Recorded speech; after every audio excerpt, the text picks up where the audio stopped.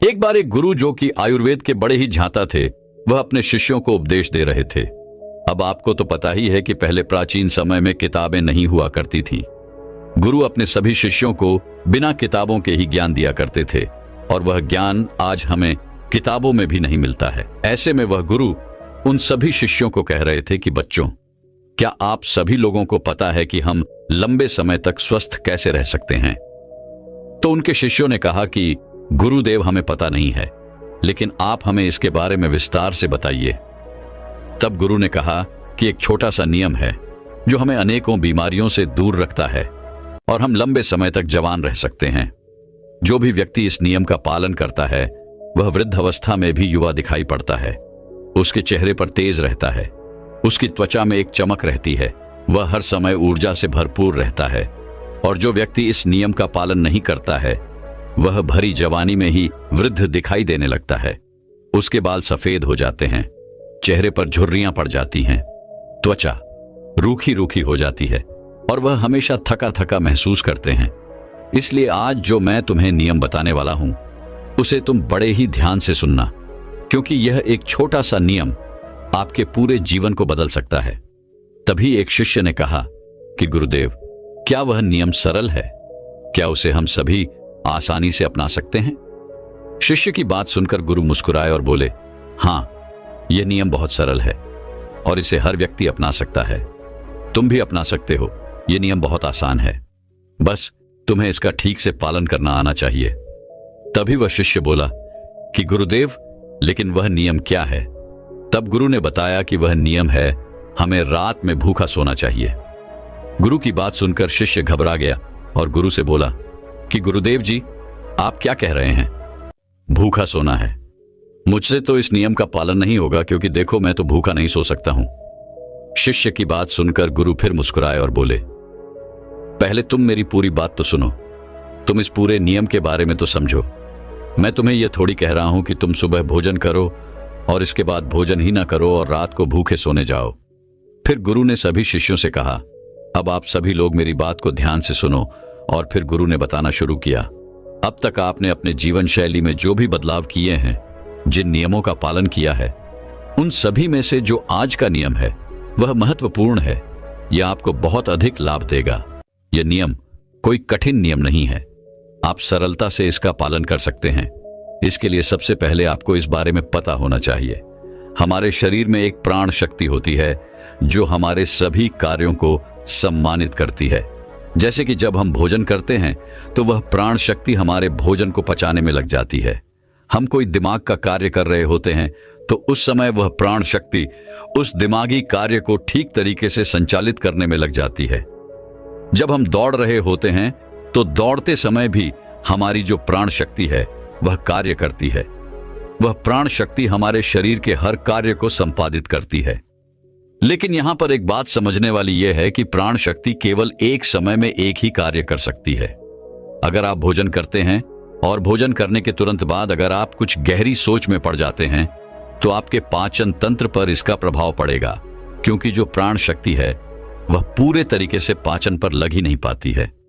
उसे तो आपने बांट दिया है। प्राण शक्ति का काम था कि जो भोजन आपने खाया है वह उसको पचाएं, लेकिन आप तो गहरी सोच में डूब गए और प्राण शक्ति को एक नया काम मिल गया।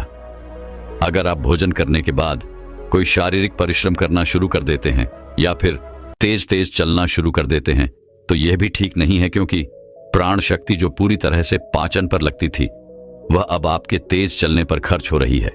इसीलिए आपको भोजन करने के बाद बहुत तेज नहीं चलना है, नहीं तो आपकी प्राण शक्ति आपके तेज चलने की तरफ आकर्षित हो जाएगी। इसीलिए आपको भोजन करने के बाद धीरे धीरे ही टहलना है। इसके बाद गुरु ने उन शिष्यों को कहा कि यह तो तुम्हें समझ में आ गया होगा कि प्राण शक्ति एक समय में एक ही कार्य कर सकती है, लेकिन जब आप देर रात में भोजन करते हैं, देर से आप खाना खाते हैं, तो पता है क्या होता है? इससे हमारे शरीर पर 3 प्रभाव पड़ते हैं। अब आप सभी इन 3 प्रभावों को ठीक से समझो। पहला प्रभाव जो हमारे शरीर पर पड़ता है वह यह है कि जो आपकी जठराग्नि होती है वह सूर्य के साथ काम करती है। यानी कि जैसे जैसे सूर्य का उदय होता है तो आपकी जो पाचन अग्नि है वह बढ़नी शुरू हो जाती है। दोपहर में वह बढ़ जाती है और संध्या काल में वह थोड़ी मंद पड़ जाती है। इसीलिए संध्या काल में हल्का भोजन करें और यही ठीक रहता है। और आपको यह भी ध्यान रखना होता है कि आपको शाम का भोजन सूर्य अस्त होने से पहले ही कर लेना है। अगर सूर्य अस्त हो गया तो आपकी जो जठराग्नि है वह बिल्कुल कम हो जाएगी, और उस मंद जठराग्नि में जब आप भोजन करते हैं तो वह भोजन ठीक से नहीं पचता है। अगर आपने सात्विक भोजन भी किया होगा तो वह भी नहीं पचता है, क्योंकि उस समय है शरीर में जो टूट फूट होती है उसकी मरम्मत में वह प्राण शक्ति लगनी चाहिए।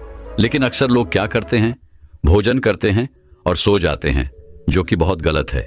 क्योंकि मैंने आपको पहले बताया कि प्राण शक्ति एक समय में एक ही कार्य करती है, लेकिन जब आप खाना खाकर तुरंत सो जाते हैं तो आपकी यह प्राण शक्ति पूरी तरह भोजन को पचाने में लगी रहती है, और इस वजह से वह हीलिंग का कार्य जो है वह नहीं कर पाती है, शरीर की मरम्मत नहीं कर पाती है।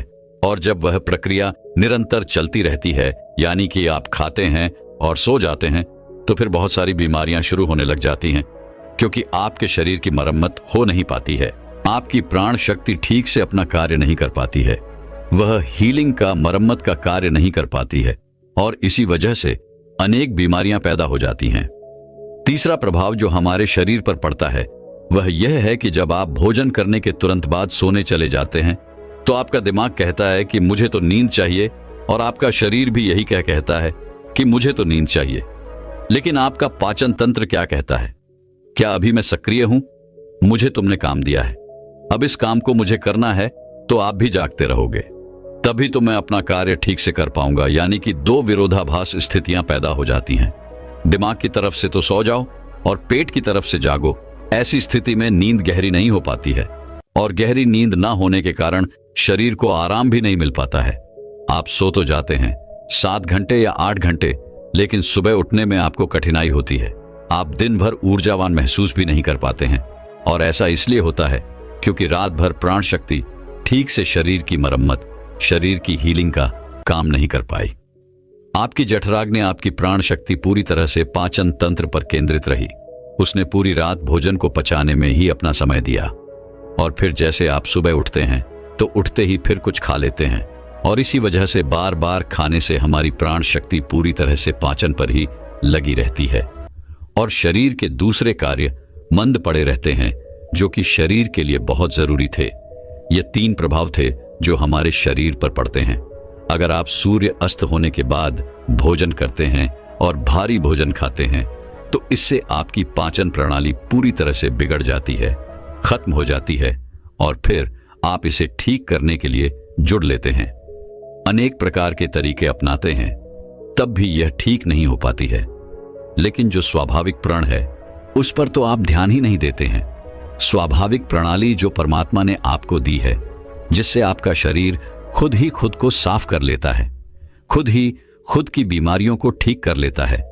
फिर गुरु सभी शिष्यों से कहते हैं कि अब मेरी बात को ध्यान से सुनो, शरीर अपनी बीमारियां अपने आप ठीक करेगा, लेकिन उसके लिए तुम्हें क्या करना है, इस बात को समझो। इसके लिए आपको शाम 6 बजे से पहले अपना आहार लेना है। अगर आप शाम 6 बजे से पहले भोजन कर लेते हैं तो उसके बाद आप 9 से 10 बजे तक सोने के लिए जाते हैं, तो आपके पास लगभग 3 घंटे का समय होता है। और जो यह 3 घंटे का समय होता है और इसमें जो भी आपने हल्का फुल्का भोजन किया है वह आपके पेट से नीचे उतर शुरू हो जाता है, और उसका अर्ध भोजन ठीक से पच भी जाता है। यानी कि आपने 7-8 बजे भोजन किया तो आपका आधा भोजन 10 बजे पच गया, और जो बचा वह रात्रि के 1 बजे तक पच गया, और 1 बजे के बाद जो आपकी प्राण शक्ति है वह मरम्मत का कार्य करेगी, वह हीलिंग का कार्य करने लग जाएगी। फिर गुरु उन सभी शिष्यों से कहते हैं कि आपकी प्राण शक्ति अपने कार्य को ठीक तरीके से करे। उसके लिए आप 2 तरीकों से भूखे रह सकते हैं। मैं आपको उपवास करने के लिए नहीं बोल रहा हूं, क्योंकि उपवास करना सबके लिए संभव नहीं है। मैं आपको बता रहा हूं, उसको कहा जाता है अर्ध उपवास, या इसे प्रातःकालीन उपवास भी कहते हैं। इसमें आपको उपवास करना है।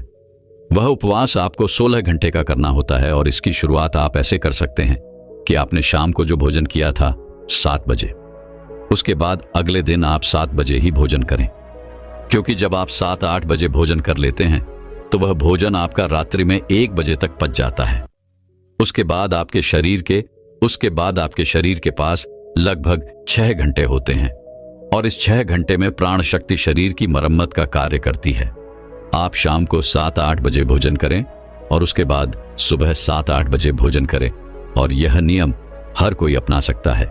यह बिल्कुल सरल है, लेकिन अगर आप रात को 8-9 या फिर 10 बजे भोजन खाते हैं तो आप अपने इस नियम को बदलें और 7-8 बजे भोजन शुरू करें, क्योंकि यह छोटा सा नियम आपके जीवन में बड़ा बदलाव करेगा। दूसरी सारी चीजें बाद में, पहले अपने शरीर के स्वाभाविक प्रणाली को ठीक करना है। अगर आपको इस नियम से और भी ज्यादा फायदा लेना है तो आप शाम को 7-8 बजे भोजन कीजिए और उसके बाद सुबह 11 बजे भोजन करिए। अगर आप 7 से 11 बजे भोजन करते हैं तो आपके शरीर के पास 16 घंटे होते हैं जिसमें वह भोजन का पाचन भी करेगा और उस भोजन को पचाने के बाद वह रिपेयरिंग का काम करना भी शुरू कर देगा। इस प्रकार से जब आप अपने शरीर को आराम देते हैं, पाचन तंत्र को रिलैक्स होने देते हैं, प्राण शक्ति को अपना कार्य करने देते हैं, तो यह प्राण शक्ति आपके पूरे शरीर को प्रभावित करेगी, पूरे सिस्टम को ठीक करेगी और आपको यह प्रभाव 15 से 20 दिन में दिखना शुरू हो जाएगा। अगर आपको कोई गंभीर बीमारी है तो वह ठीक होना शुरू हो जाएगी। अगर आपकी त्वचा खराब है तो वह भी ठीक होने लगेगी। आपकी त्वचा ग्लो करेगी। अगर आपके बाल बहुत ज्यादा झड़ते हैं तो आपके बाल भी मजबूत होंगे और अगर आपके बाल सफेद हो चुके हैं तो वह भी धीरे धीरे काले होना शुरू हो जाएंगे। अगर आप बहुत थका थका महसूस करते हैं तो आप ऊर्जावान महसूस करने लगेंगे। अगर आपको कोई मानसिक समस्या है, चिंता है, तनाव है, तो आपकी चिंता और तनाव भी दूर हो जाएगा। जो विद्यार्थी पढ़ते तो हैं लेकिन उनको याद नहीं रहता है, तो उन्हें भी पढ़ी हुई चीजें जो हैं वह याद रहने लगेगी। आपको पता है कि हमें कोई चीज याद क्यों नहीं रहती है?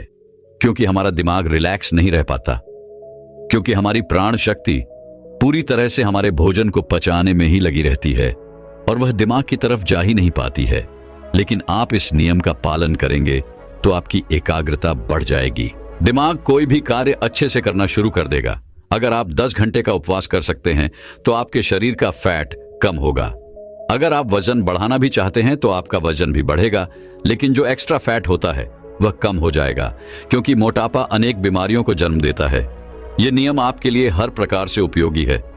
तभी गुरु की बात सुनकर उनमें से एक शिष्य खड़ा हुआ और उनसे बोला कि गुरुदेव, मेरे मन में 2 प्रश्न उठ रहे हैं, कृपया करके आप उनका भी जवाब दीजिए। गुरु ने कहा कि पूछो बेटा, तुम्हारा क्या प्रश्न है? तब शिष्य ने कहा कि गुरुदेव, अगर हम शाम को 7 बजे भोजन करते हैं, उसके बाद हम 10 बजे तक सोने जाते हैं, तो अगर हमें भूख लगे तो हम क्या करें? शिष्य की बात सुनकर गुरु ने कहा कि बेटा, इसके लिए तुम्हें सबसे पहले यह समझना होगा, हमारे शरीर की प्रत्येक कोशिका का एक सिस्टम होता है।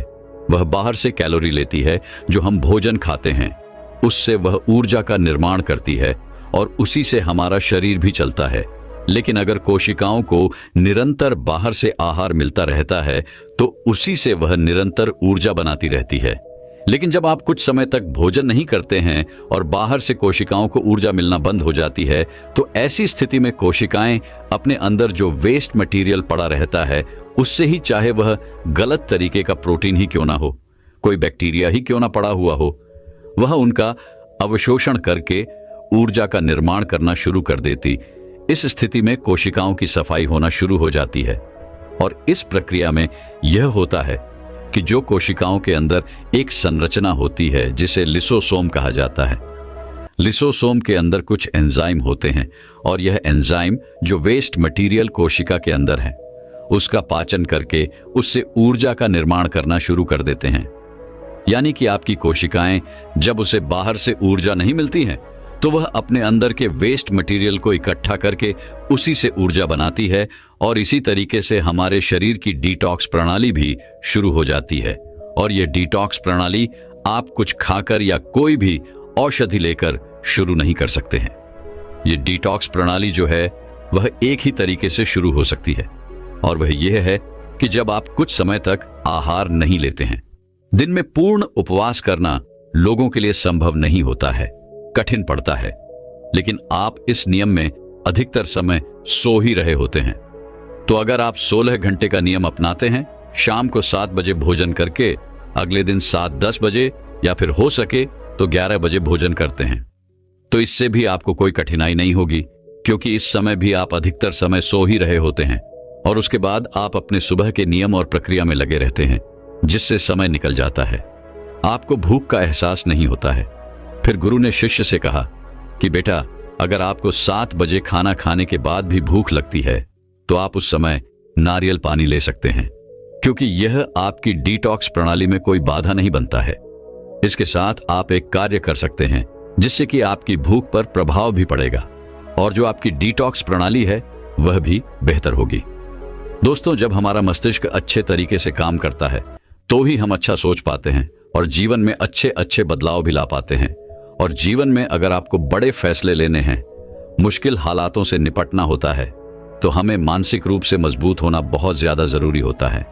जरूरी नहीं कि आपकी जिंदगी में हर पल अच्छा ही होता रहे और आप तभी खुश रहे।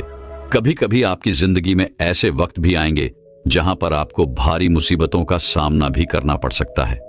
ऐसे में कई बार होता है कि इंसान मुसीबतों का सामना करते करते, अपने मुश्किल हालातों से लड़ते लड़ते अपने जीवन से हारने लगता है।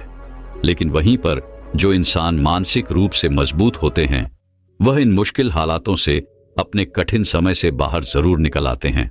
एक बार एक बौद्ध महात्मा आश्रम में अपने शिष्यों को दिमाग के ऊपर कुछ प्रवचन दे रहे थे। गुरु कह रहे थे कि इंसान के मस्तिष्क के विचार कभी अच्छे होते हैं तो कभी बुरे होते हैं।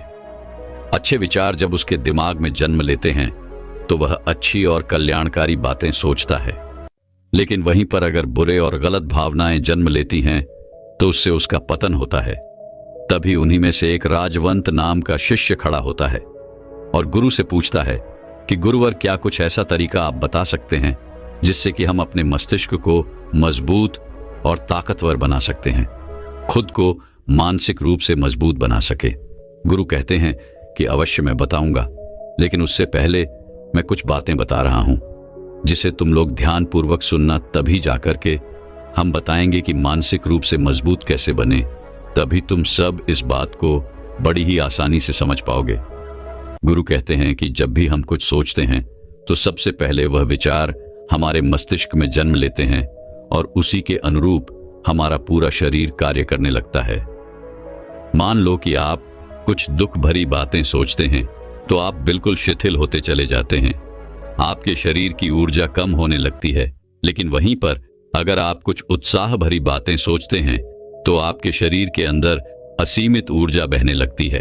आप वाकई में ऊर्जावान दिखाई देने लगते हैं। आप यह अनुभव खुद कर पाएंगे कि जब आप खुश होते हैं तो आपके शरीर के अंदर बहुत ऊर्जा आ जाती है, आपका रोम रोम खिल उठता है। ऐसा इसलिए हुआ क्योंकि आपने अपने दिमाग में कुछ जोश भरी बातें सोची। शरीर तो वही है आपका, लेकिन जब आप दुखी होते हैं तो आपका शरीर बिल्कुल ऊर्जा विहीन हो जाता है। लेकिन जब आपके विचार जोश भरे वाले होते हैं तो आपका शरीर खिल उठता है। यानी हमारा शरीर किस तरीके से काम करेगा, ये सब हमारे मस्तिष्क में उत्पन्न हो रहे विचारों पर निर्भर करता है। अब तुम सबको मेरी बातें बहुत ही अच्छे तरीके से समझ में आएंगी। अब हम बताने जा रहे हैं कि मानसिक रूप से हम मजबूत कैसे बने। गुरु कहते हैं कि मैं तुम सबको 8 तरीका बताऊंगा। अगर आप उन 8 तरीकों को अपने दिमाग में लाएं, वैसा ही सोचते हैं, तो यकीन मानिए आपका शरीर भी वैसा ही काम करने लगेगा। जैसा कि मैं पहले बता चुका हूं कि जब आप दुखी होते हैं तो आपका शरीर ऊर्जा विहीन होने लगता है, लेकिन जब आप खुश होते हैं, आपके दिमाग में अच्छा विचार आया और आप खुश हो गए तो आपके शरीर में अच्छी ऊर्जा बहने लगती है। इसका मतलब यह है कि अगर हम वह 8 तरीके जान लें और वही हम अपने दिमाग में सोचें तो हमारा शरीर भी ऊर्जा और जोश से भर जाएगा, अर्थात हम मानसिक रूप से मजबूत बन जाएंगे। और वहां में जब आप मानसिक रूप से मजबूत बन जाएंगे तो आप मुश्किल हालातों का सामना बड़ी ही आसानी से कर लेंगे। गुरु कहते हैं कि शिष्यों, मानसिक रूप से मजबूत बनने का पहला नियम है, जो हो चुका है उसकी परवाह करना छोड़ दो। गुरु कहते हैं कि शिष्यों, मुझे यह बताओ कि सूर्य किस दिशा में उगता है। तो सभी शिष्यों ने एक साथ जवाब दिया कि गुरुजी, सूर्य पूर्व दिशा से निकलता है। फिर गुरुजी ने कहा कि अगर मैं यह कहूं कि सूर्य पश्चिम दिशा से निकले तो क्या वह निकलेगा? सभी शिष्य कहते हैं कि बिल्कुल नहीं गुरु, सूर्य तो पूर्व दिशा से ही निकलेगा, हम उसके स्थान को, उसके जगह को बदल नहीं सकते हैं। फिर गुरु कहते हैं कि मान लो बारिश का मौसम है और अगर मैं यह बोलूं कि बारिश बंद हो जाए तो क्या हमारे बोलने से बारिश बंद हो जाएगी? शिष्य कहते हैं कि नहीं गुरुवर, वह तो मौसम में बदलाव की वजह से होगा। जब मौसम में बदलाव होगा तो बारिश बंद हो जाएगी। फिर गुरुजी कहते हैं कि अगर मैं तुम लोगों से यह कहूं कि ठंडी के मौसम में गर्मी पड़ने लगे तो ऐसा होने वाला तो नहीं है। शिष्य कहते हैं गुरु, और आप ठीक कह रहे हैं, यह कभी नहीं हो सकता कि ठंडी के मौसम में गर्मी पड़े और गर्मी के मौसम में ठंडी पड़ने लगे। यह मौसम तो प्रकृति पर निर्भर करता है, जो कि हमारे वश में नहीं है। फिर गुरु कहते हैं कि ठीक उसी प्रकार अगर जो चीज हमारे वश में नहीं होती है या जो बातें घटनाएं बीत चुकी हैं, अगर हम उन घटनाओं को लेकर के बार बार परेशान होते रहेंगे या उसकी बहुत ज्यादा परवाह करेंगे, तो क्या हम भूतकाल की घटनाओं को बदल सकते हैं? शिष्य कहते हैं कि नहीं गुरुवर। फिर गुरु कहते हैं कि अगर तुम उन बीती घटनाओं को लेकर के बार बार चिंता में रहोगे और उस चीज की परवाह करोगे तो तुम परेशान होते चले जाओगे। इसीलिए तुम्हारी जिंदगी में जो घटित हो चुका है, कोशिश करो उसे भुलाने की, और उसका एकमात्र तरीका है कि आप अपने आने वाले समय पर, आने वाले भविष्य पर, आने वाली चीजों पर अपना ध्यान केंद्रित करिए। गुरु आगे कहते हैं कि मानसिक रूप से मजबूत बनने का दूसरा नियम है ध्यान करने की आदत डालें। गुरु कहते हैं कि गौतम बुद्ध जब सत्य की खोज में निकल पड़े थे तो उन्होंने बहुत सारे उपाय किए, बहुत सारे कर्म कांड किए, लेकिन उन कर्म कांडों की वजह से उन्हें बहुत ज्यादा कुछ हासिल नहीं हुआ और उनका शरीर दुबला पतला होता चला गया। लेकिन वह सत्य की खोज करने में असमर्थ रहे। उनके गुरुओं ने उन्हें बहुत सारे कर्म कांड उपाय बताए, लेकिन उन कर्म कांड का कोई मतलब नहीं हुआ। अंत में जब भगवान गौतम बुद्ध स्वयं ध्यान की अवस्था में बैठे तो धीरे धीरे ध्यान की गहराइयों में जाकर के उन्हें वह सारी चीजें लगने लगी जिस चीज की वह खोज में निकल पड़े थे। ध्यान के जरिए वह अपने सभी विचार पर विजय पा लिए। उन्होंने पापी मार्ग को पराजित किया, काम वासना पर विजय पाई, अपनी हर एक भावना पर वह विजय पा लिए। और यह सब तभी हुआ जब वे ध्यान की गहरी अवस्था में बैठे और कई दिनों तक ऐसे ही बैठे रहे। ध्यान करने से हमारा मन और मस्तिष्क बहुत ही शांत हो जाता है, जिसे कि अगर हम किसी वस्तु पर या किसी के बारे में या किसी चीज के बारे में जब विचार करते हैं तो हमारा पूरा ध्यान उसी पर केंद्रित रहता है। हमारा दिमाग ज्यादा इधर उधर भागता नहीं है और हम चीजों को बहुत ही अच्छे तरीके से समझ पाते हैं।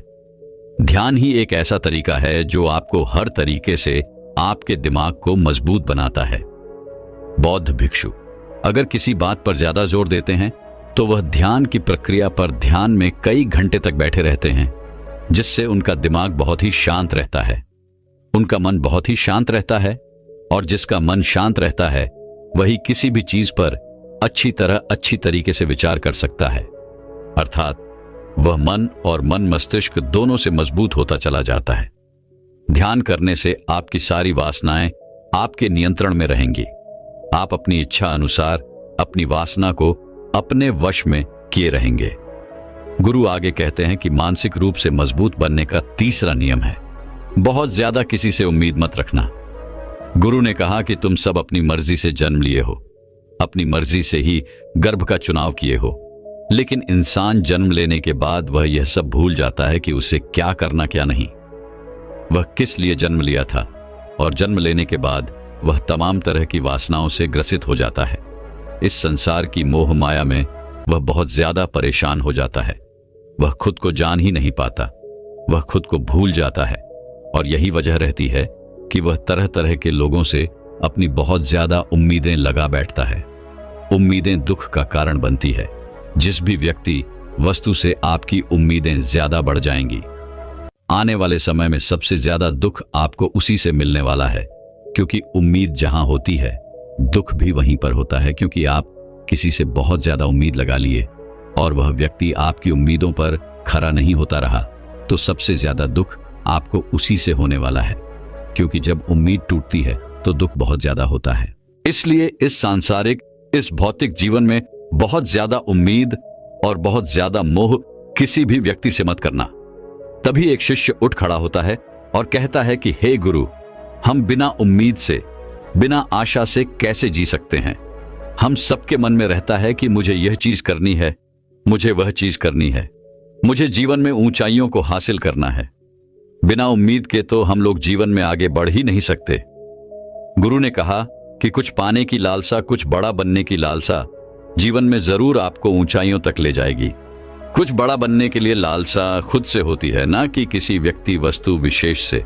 मैं यहां पर लोगों के बारे में बात कर रहा हूं कि अगर तुम ये सोचो कि मेरा दोस्त मेरे साथ हमेशा खड़ा रहेगा या मेरे लिए मेरे साथ हमेशा खड़ा रहेगा, या आप जो सोचे वह सामने वाला इंसान आपके लिए वैसा करे, तो यह सभी चीजें बहुत ज्यादा उम्मीद और मोह को बढ़ावा देती हैं। बहुत ज्यादा उम्मीद किसी से मत रखना। खुद से उम्मीद रखोगे तो दुख बहुत ज्यादा नहीं होगा, लेकिन अगर दूसरों से उम्मीद रखोगे और वह उम्मीद पूरी नहीं हुई तो दुख बहुत ज्यादा होगा। कई बार होता है कि माता पिता जो अपने जीवन में हासिल नहीं कर पाए, वह चाहते हैं कि वह चीज उनके बच्चे हासिल करें। वह सारा भार अपने बच्चों पर ला देते हैं। बच्चे उनके हिसाब से चले, वह उनकी उम्मीदों को पूरा करे। उन्होंने जो अपने जीवन में हासिल नहीं कर पाया वह काम अब उनके बच्चे करे, और लगभग इस समय तो सभी के माता पिता यही कह रहे हैं। बहुत कम लोग होते हैं जो अपने बच्चों को आजाद रखते हैं। मेरी सभी से गुजारिश है कि अपनी उम्मीदों का पहाड़ अपने बच्चों पर न थोपें। गुरु कहते हैं कि मानसिक रूप से मजबूत होने का चौथा नियम है कि पहली बार में ही किसी काम में फेल होने से डरो मत। गुरु आगे कहते हैं कि शिष्यों, अगर डर तुम पर हावी हो जाएगा तो तुम अवश्य असफल हो जाओगे। अपनी जिंदगी में वह इंसान सबसे ज्यादा असफल होता है जिसे अपने लक्ष्य को पाने का डर रहता है। अगर डर तुम्हारी जिंदगी में बढ़ गया तो तुम्हें वह असफलता की तरफ जरूर ले जाएगा, क्योंकि डर तुम्हारे आत्मबल को, तुम्हारे आत्मविश्वास को डगमगा देगा, कमजोर कर देगा, और तुम्हारा आत्मबल, तुम्हारा आत्मविश्वास कमजोर हो जाएगा तो तुम निश्चित ही अपने लक्ष्य को पाने में असमर्थ महसूस करोगे, और यही असमर्थता तुम्हें असफलता की तरफ ले जाएगी। इसलिए जीवन में जब तुम अपने लक्ष्य की प्राप्ति के लिए आगे बढ़ो तो मन में किसी भी चीज की शंका मत रखो कि मैं फेल हो जाऊंगा। अगर यह नहीं हुआ तो यह हो जाएगा। ये सब बातें अपने दिमाग में मत लाओ, क्योंकि यह सभी बातें आपको डर की तरफ ले जाएंगी, और जब डर बढ़ेगा तो तमाम शंका आपके दिमाग में पैदा होगी। आपको घबराहट भी हो सकती है, आपको नींद नहीं आएगी, रात को बेचैन होने लगेगा, क्योंकि आपका डर आपको असफलता की तरफ ले जा रहा है। और जब असफलता का विचार आपके दिमाग में आएगा तो आप और ज्यादा डरने लगेंगे। इसलिए जीवन में जब आप लक्ष्य की प्राप्ति के लिए आगे बढ़ जाओ तो मन में कोई शंका मत रखो, सिर्फ और सिर्फ अपने काम करने पर ध्यान दो। जब तुम काम करने पर ध्यान दोगे तो तुम कभी डरोगे नहीं, क्योंकि तुम अपने लक्ष्य की प्राप्ति के लिए काम कर रहे हो, उसके लिए जुट गए हो, तो तुम्हारा डर खत्म हो जाएगा। और जब डर खत्म हो जाएगा तो तुम जरूर सफल हो जाओगे। गुरु आगे कहते हैं कि पांचवा नियम है मानसिक रूप से मजबूत बनना। वह यह है कि जिंदगी में कभी भी खुद को कोसो नहीं। गुरु कहते हैं कि जो इंसान जितना ज्यादा संघर्ष करता है वह उतना ही मजबूत बनता चला जाता है। जितना ज्यादा तुम मजबूत बनोगे उतना ही ज्यादा तुम काबिल होते चले जाओगे। इसलिए अगर तुम किसी भी चीज में असफल भी हो जाते हो, या कोई चीज तुम्हारी इच्छा के अनुसार नहीं हुई, या तुमने कुछ ऐसा कार्य किया जैसा नहीं करना चाहिए था, और इन सब बातों को लेकर के अगर तुम पछता रहे हो, खुद को कोस रहे हो, तो ये तुम्हें मानसिक रूप से कमजोर करता चला जाएगा। क्योंकि खुद को कोसना बहुत ज्यादा खतरनाक होता है। यह आपके दिमाग की क्षमता को कम कर देगा, आपकी सोचने समझने की शक्ति को कम कर देगा, आपके आत्मबल, आपके आत्मविश्वास को कम कर देगा। इसीलिए जीवन में कभी भी किसी भी कार्य के लिए खुद को कोसना नहीं, क्योंकि अगर वह कार्य तुमसे नहीं हुआ है, या जो तुम सोच रहे हो वह जिंदगी में नहीं कर पाए, तो इसका मतलब यह नहीं है कि तुम असफल ही हो गए। अगर मैं ये कहूं कि यह सामने वाला आम का पेड़ है, इस पर सबसे पहले कौन सा जानवर चढ़ेगा? हाथी चढ़ेगा, बंदर चढ़ेगा, या फिर गिलहरी, और या फिर शेर? तो सभी शिष्यों ने कहा कि गुरु, इस पर तो गिलहरी और बंदर सबसे पहले चढ़ जाएंगे। तभी फिर गुरु कहते हैं कि तो अगर यह हाथी सोचें कि मैं इस पेड़ पर नहीं चढ़ पाया, अगर वह खुद को कोसने लगे, तो क्या यह सही है? शिष्य ने कहा कि गुरुवर, यह तो गलत बात है, क्योंकि हाथी तो कभी भी पेड़ पर चढ़ ही नहीं सकता। हाथी तो पेड़ पर चढ़ने के लिए बना ही नहीं है। गुरु कहते हैं कि ठीक इसी प्रकार हर एक व्यक्ति का काम करने की कला का, दिमाग का अलग अलग महत्व होता है। कोई किसी कार्य में माहिर होता है तो कोई किसी कार्य में बस हमें इसी को समझने की जरूरत होती है।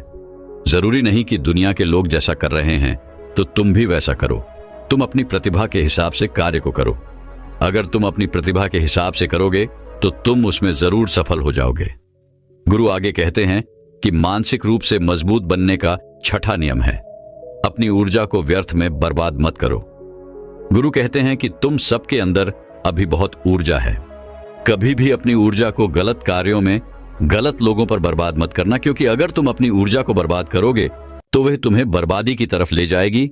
इसीलिए अपनी ऊर्जा को अपने लक्ष्य में लगाओ, क्योंकि अभी तुम सबके पास बहुत ज्यादा ऊर्जा है। अगर तुम सब पूरी ऊर्जा के साथ अपने लक्ष्य पर जुड़ जाओगे तो तुम जरूर सफल हो जाओगे। लेकिन अगर तुम ऊर्जा को गलत जगह पर लगा रहे हो तो तुम्हारी ऊर्जा बिखरने लगेगी, और जब ऊर्जा बिखरने लगेगी तो तुम कभी भी अपने लक्ष्य की प्राप्त नहीं कर पाओगे।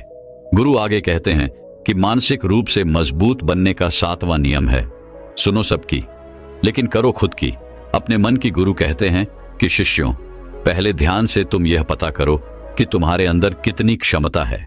अगर तुम सबको अपनी क्षमता के बारे में पता है तो तुम अपनी क्षमता के हिसाब से कार्य को करो। भले लाखों लोग तुमसे यह बोले कि तुम इस कार्य को नहीं कर सकते हो, उस कार्य को नहीं कर सकते हो, तो तुम कभी भी उन पर भरोसा नहीं करना या उनके हिसाब से मत चलना, क्योंकि शरीर तुम्हारा अपना है। तुम्हें खुद के बारे में सबसे ज्यादा तुम ही जान पाओगे। कोई दूसरा तुम्हारे बारे में तुमसे ज्यादा नहीं जान पाएगा। तुम सबको अपने अपने बारे में पता होगा, अपनी अपनी क्षमता के बारे में पता होगा कि तुम इस कार्य को या किसी भी कार्य को कैसे कर सकते हो। कोई किसी कार्य को बहुत जल्दी कर सकता है तो कोई थोड़ा समय लगा सकता है। ये सब बातें तुम सबको खुद के बारे में सबसे ज्यादा तुम ही को पता होगी। इसलिए तुम्हारे अंदर जो क्षमता है, अपनी क्षमता के हिसाब से ही अपने कार्य का चुनाव करो। और जब तुम अपनी क्षमता के हिसाब से कार्य को करोगे, खुद के अंदर की आवाज को सुनोगे, तो तुम जीवन में जरूर आगे जाओगे।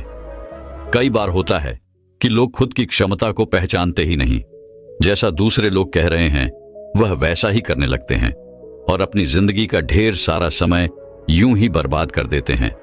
उनसे ऐसा काम करने को कहा गया था तो वह भी वैसा ही काम करने में जुट गए, बिना सोचे समझे ही उनकी क्षमता कितनी है या उनकी प्रतिभा उस कार्य में है कि नहीं, तो ऐसे लोग कभी भी अपने लक्ष्य को प्राप्त नहीं कर सकते। क्योंकि जो इंसान अपनी खुद की क्षमता को नहीं पहचान पाएगा वह जीवन में कभी भी सफलता अर्जित नहीं कर पाएगा। यह शरीर तुम्हारा है, यह दिमाग तुम्हारा है। सोचने से समझने की शक्ति भी तुम्हें ही तय करनी है। तो पता होना चाहिए कि तुम्हारा शरीर कितना मजबूत है, कितना ताकतवर है और इसमें कितनी क्षमता है। और अगर क्षमता नहीं है तो अपने शरीर की क्षमता को बढ़ाने की कोशिश करिए और खुद के अंदर की खुद की भावनाओं को सुनने प्रयास करिए और अपनी क्षमता के हिसाब से आगे बढ़िए। फिर गुरु आगे कहते हैं कि मानसिक रूप से मजबूत बनने का आठवां नियम है, बोलना कम करो और अपने कार्य पर ध्यान दो। गुरु आगे कहते हैं कि जो इंसान बहुत ज्यादा बोलता है वह अपनी ऊर्जा को यूं ही नष्ट करता रहता है, क्योंकि जो बोलता ज्यादा है वह सोचता कम है। क्योंकि उसने अपनी सारी की सारी ऊर्जा बोलने में खपत कर दी तो वह कैसे सोचेगा? क्या उसे सोचने का समय ही नहीं मिल पाया? लेकिन जो इंसान कम बोलता है उसे सोचने का समय ज्यादा मिल जाता है। और जब तुम किसी बात पर या किसी तत्व पर ज्यादा विचार करोगे तो जाहिर सी बात है कि तुम्हारे दिमाग में तमाम विचार आएंगे और वह विचार ही तुम्हें सफलता की तरफ ले जाएंगे। गुरु कहते हैं कि शिष्यों, अगर मैं तुमसे कुछ सवाल पूछता हूं तो सबसे पहले तुम सोचते हो, तुरंत बोल तो नहीं देते। लेकिन अगर कोई यहां बैठा है और वह अपने साथी से बात कर रहा है, अपने दूसरे गुरु भाइयों से बात कर रहा है, तो वह कभी हमारी बात पर ध्यान नहीं दे पाएगा। और जब हम प्रश्न पूछेंगे तो उसका गलत जवाब वह दे देगा, क्योंकि वह बोलने में अपनी ऊर्जा व्यर्थ कर रहा है। वह हमारी तरफ तो ध्यान दिया ही नहीं। लेकिन जो शिष्य शांत हैं, हमारी बात को ध्यान से सुन रहा है, तो वह सोच विचार करके पूर्ण तरीके से उत्तर देगा और उसके उत्तर भी सही होंगे। इसलिए शिष्यों, कम बोलने का अभ्यास करो। जब तुम कम बोलने का अभ्यास करोगे तो तुम किसी भी बात पर, किसी भी तथ्य पर ज्यादा विचार कर पाओगे। तो जाहिर सी बात है कि समस्या का समाधान जरूर निकल कर आएगा। और कम बोलने से तुम्हारी ऊर्जा की भी बचत होगी। उस ऊर्जा को सोचने में लगाओ। गुरु कहते हैं कि शिष्यों, यह थे मानसिक रूप से मजबूत बनने के 8 नियम।